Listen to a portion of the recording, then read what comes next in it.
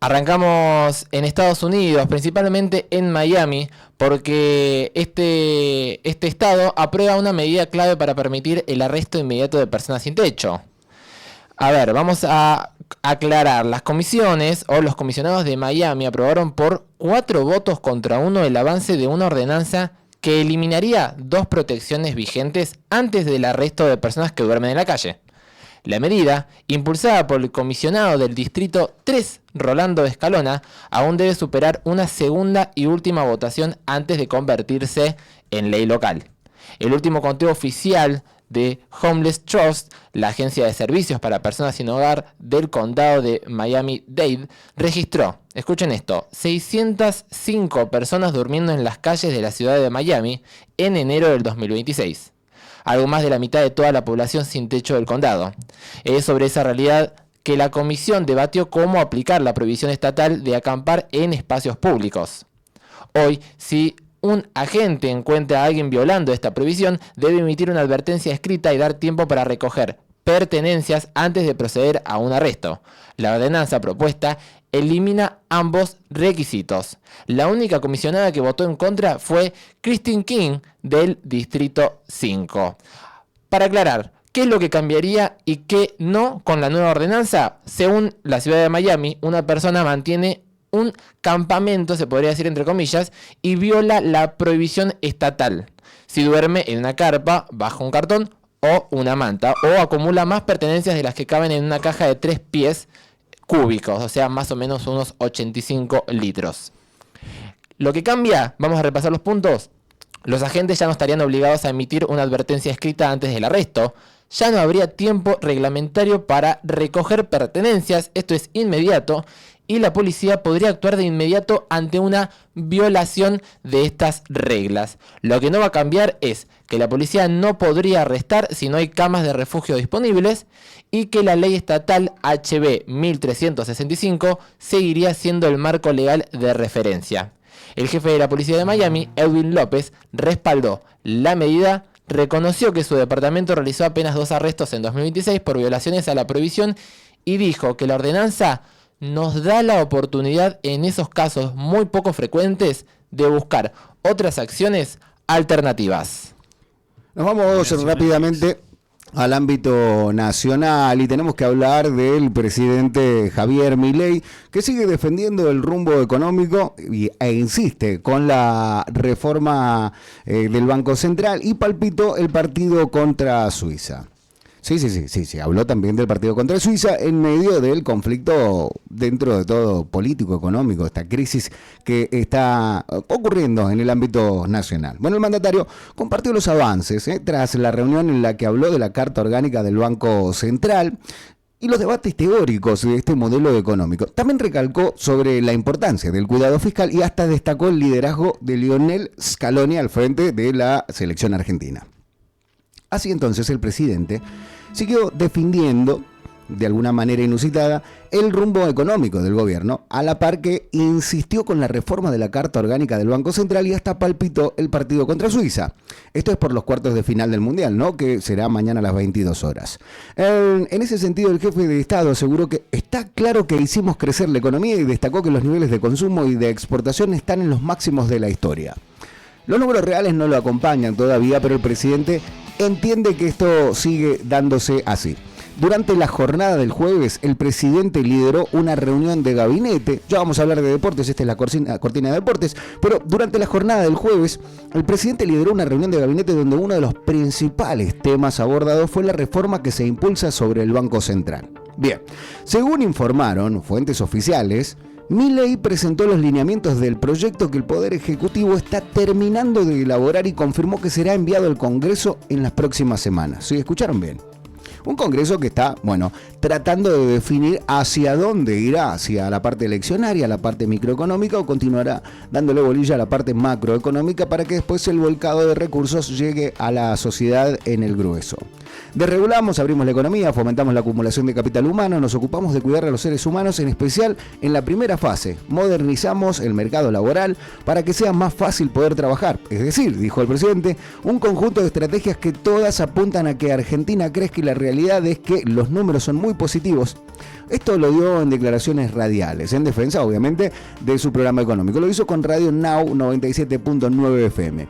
Al hablar del tema central, el presidente, el tema central de la semana, por supuesto, el presidente habló del proyecto para una nueva carta orgánica del Banco Central de la República Argentina. Criticó el kirchnerismo al sostener que su versión estaba diseñada para pasar por el BCR, levantar la mano y que te revoleen un fajo de dinero. En ese sentido, recordó que su gestión heredó una inflación del 1.5% diario que iba camino a 15.000. Tampoco los números son reales. Así detalló que el primer punto a modificar responde a quitarle al central la actual función que le asigna 5 objetivos por los cuales puede emitir cualquier cosa y el único mandato es preservar el valor de la moneda. En segundo lugar, y finalizando, el presidente habló de prohibirle financiar al fisco, de gastar más de lo que tenemos, porque con el alegato de poner la humanidad a la política económica terminaron siendo los más inhumanos, porque generaron déficit fiscal durante 123 años, tampoco es real este número, eso después se financió con una deuda que se defaultó. No, este gobierno actualmente ha tomado mucha deuda para refinanciar deuda propia y ajena. El tercer punto final de su exposición mediática, el presidente respondió a respaldar la gobernanza del Banco Central sin poder echar a sus directivos de cualquier forma, y el cuarto va por las utilidades de la entidad, al sostener que no se pueden distribuir dividendos para poder usarlos como pago en la medida en que la inflación está en terreno negativo. Por último, y ya en el final, el quinto punto de la modificación de la Carta Orgánica sería terminar con las letras intransferibles, ya que termina con 91 años del abuso de la política al sector privado. En ese sentido dijo, aquel que esté en contra está a favor de presupuestos desequilibrados y de la irresponsabilidad fiscal. Deportes.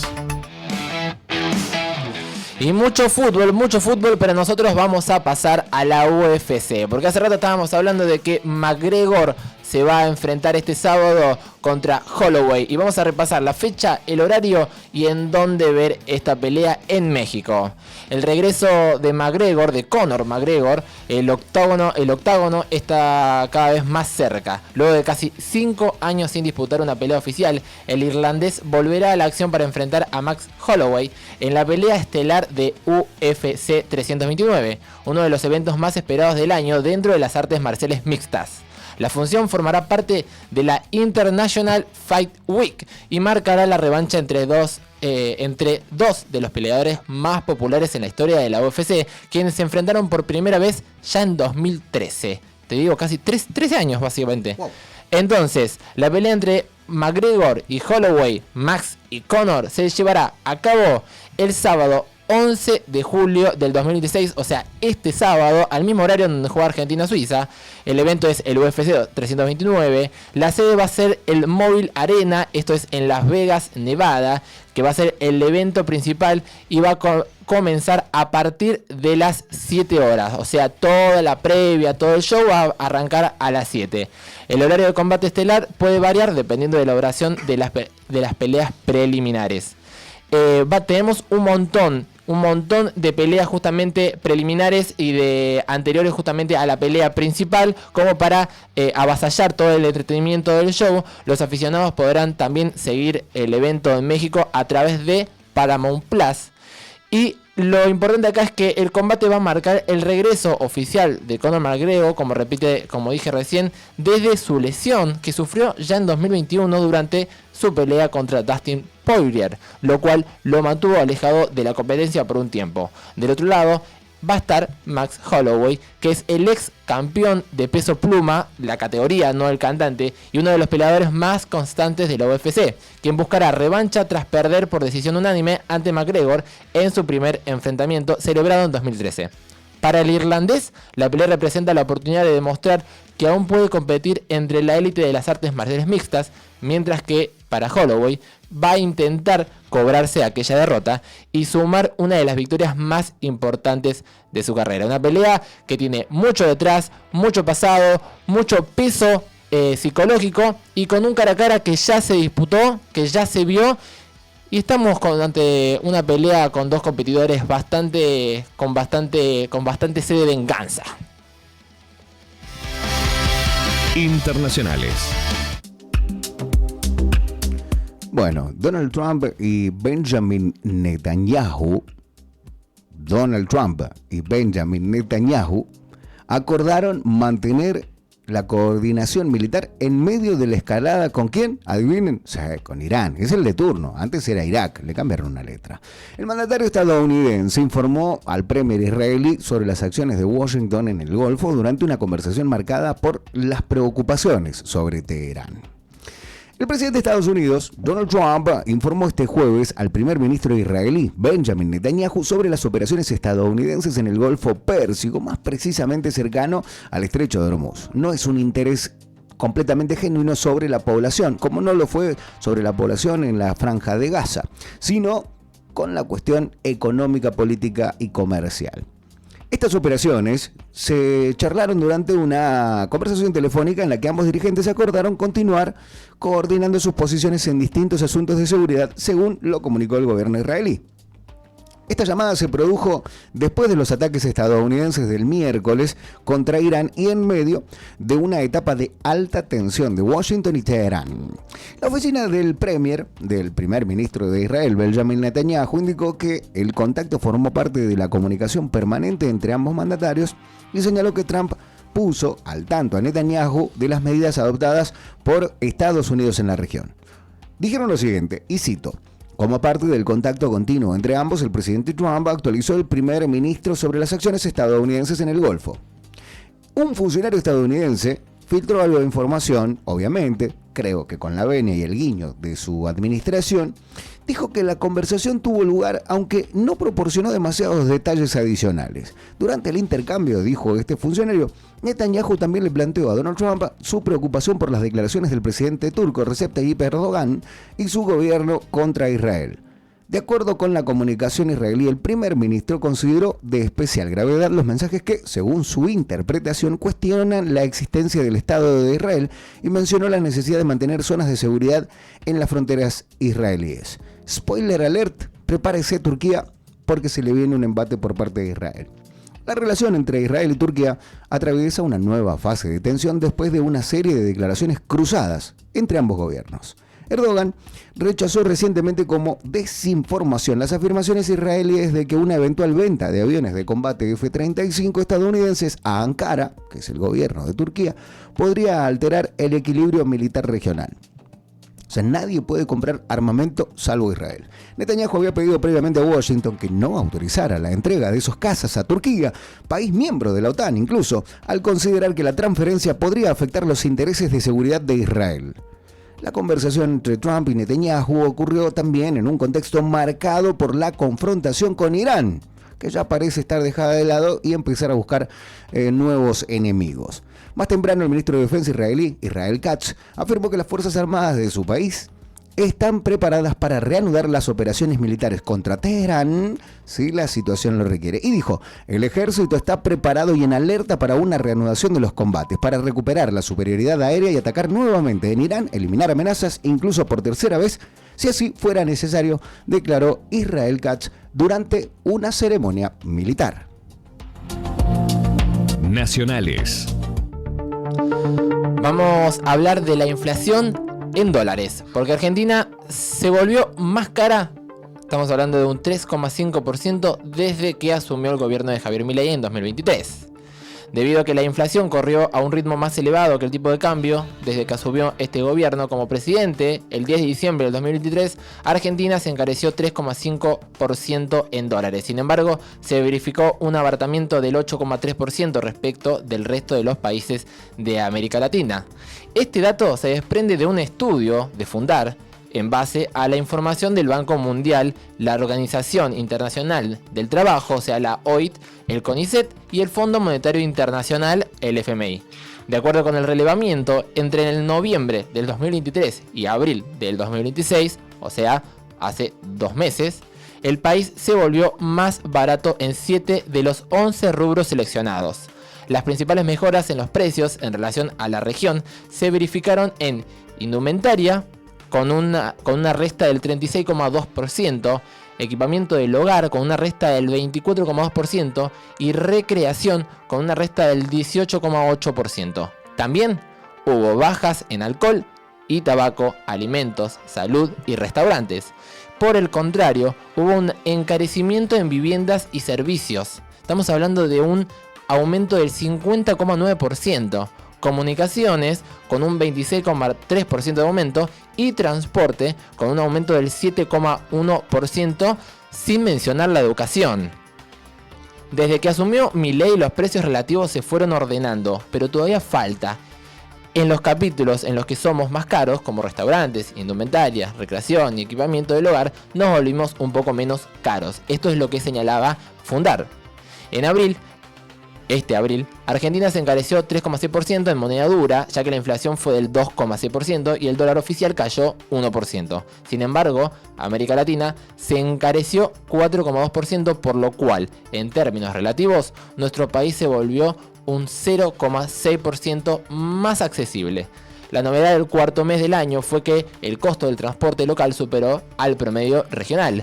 De este modo, son 6 los rubros en los que somos más caros, destacándose indumentaria y restaurantes, en donde los precios domésticos son los más elevados del continente. En el otro extremo, en 5 rubros somos más baratos, con salud y alcohol en la cabeza. Deportes. Sí. Se viene un nuevo finalista o semifinalista. A mi criterio, un nuevo finalista jugará en la jornada del día de hoy. Estoy hablando de España y Bélgica, que quien gane pasará a la semi y se enfrentará a Francia. Para mí, o España o Bélgica será el finalista que jugará contra la otra llave, así se dice. ¿Dónde será? Será en el Estadio de Los Ángeles, en el marco de los cuartos de final del Mundial 2026. En la roja, España, uno de los grandes candidatos, choca contra los belgas, buscando meterse entre los 4 mejores equipos de la Copa del Mundo. El ganador se medirá, como decíamos, en las semifinales contra Francia, que ayer eliminó a mi candidato Marruecos por 2-0. ¿Cómo llega España? Bueno, dejó atrás un apático empate sin goles ante Cabo Verde en el debut, que también pasó lo mismo con Argentina, pero no fue apático, fue mucho más intenso y terminó sorteando la fase de grupos como líder del grupo H tras vencer 4-0 a Arabia Saudita, que le ganó a la Argentina en el Mundial pasado, y 1-0 a Uruguay, que le ganó en las eliminatorias en la cancha de Boca de Argentina.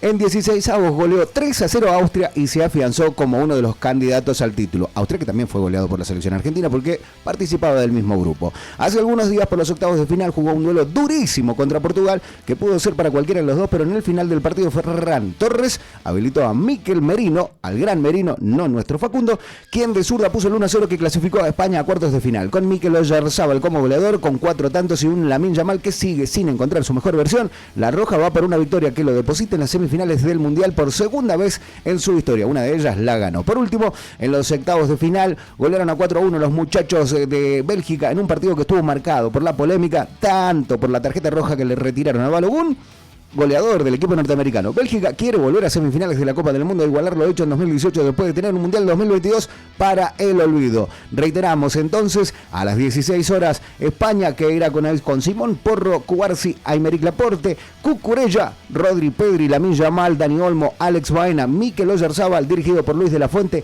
que se desvivió en comentarios positivos para con Lionel Scaloni y Gustavo Alfaro, 2 técnicos argentinos que han dado la muestra de que el fútbol argentino, incluso desde el banco de los técnicos, también tiene una preponderancia tremenda.